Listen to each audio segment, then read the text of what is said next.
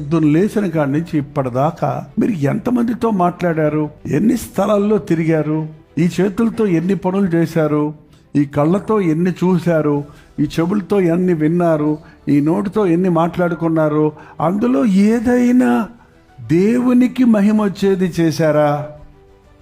దేవుని గురించి మాట్లాడారా?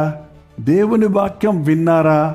ప్రభు చూసినప్పుడు ఆ జనాన్ని వారు కాపరి లేని గొర్రెలుగా ఉన్నారని కనికరపడి వాళ్ళకు బోధించేవాడు, వాళ్ళు స్వస్థపరిచేవాడు. మన కన్నులు ఏం చూస్తున్నాయి?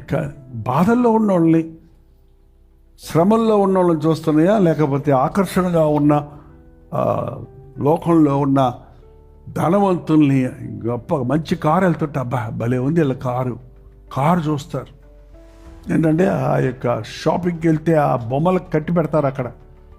అబ్బా ఆ బొమ్మ కట్టుకుంది కానీ నేను కట్టుకుంటే ఇంకెంత బాగుంటుందో. ఈ ఆలోచనలతోనే పొద్దునుంచి లోకము దాని నటన, లోకము దాని ఆశ గతించిపోతుంది. లోక ఆకర్షణలకు లొంగకూడదు. నువ్వు లొంగకపోయినా పొగాకు కంపెనీ నుంచి బయటకు వచ్చావంటే నీ ఏ వాసన వస్తావో తెలుసా? పొగాకు వాసన వస్తావు. లోకంలో నుంచి బయటకు వచ్చేవాడు చర్చకు వచ్చేటప్పటికి ఏ వాసన కొడతావో తెలుసా? లోకపు వాసన ఉంటుంది. వాసన అంటే లోపలికి వెళ్తేమో కానీ దాని ఎఫెక్ట్ కనపడుతుందండి. అందుకే శుద్ధి చేసుకుంటాం దేవుని సన్నిధికి వచ్చి.